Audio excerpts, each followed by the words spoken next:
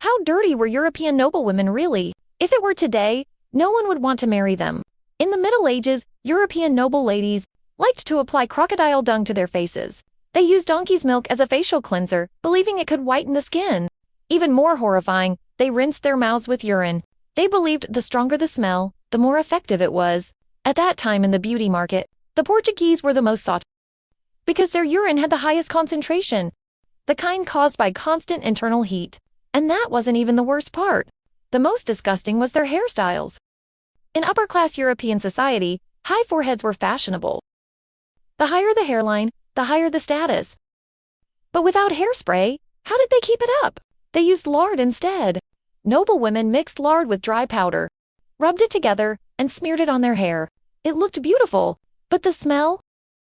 Better admired from afar than smelled up close. With their lard-coated hair, they sang and danced by day, and fed lions and rats by night. By the Elizabethan era, noble women envied the queen's red hair. Before hair dye existed, they smeared a mixture of sulfur and flower petals on their scalps. The smell aside, the stuff was toxic. With repeated use, noble women suffered headaches, nausea, and even nosebleeds. But compared to beauty, that pain was nothing. In addition, they would apply a bit of corrosive arsenic, place leeches behind their ears to draw blood, and insert their hands into the freshly killed entrails of animals. They called it skincare. The nobility's luxurious clothes were just for show. Underneath, they wore dozens of layers. Going to the toilet was extremely inconvenient.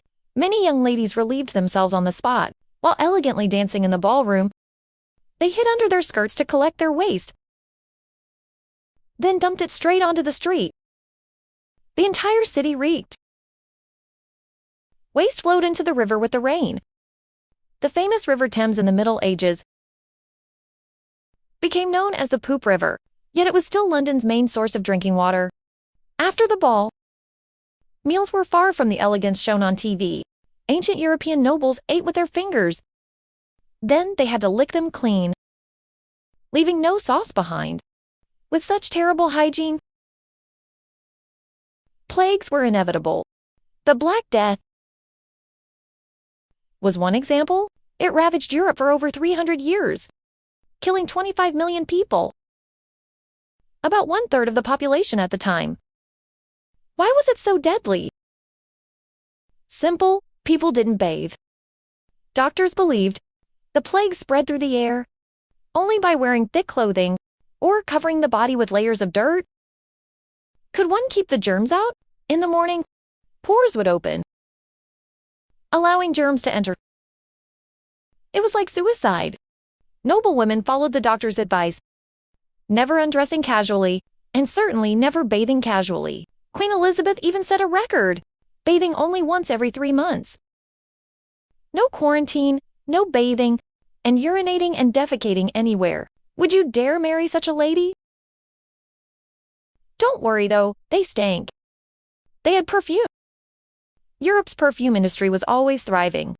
But few know that King Louis XVI of France invented it. Originally, to cover the noble women's stench. A true case of covering one's ears while stealing a bell. After hearing all this, can you still look straight at European classical dramas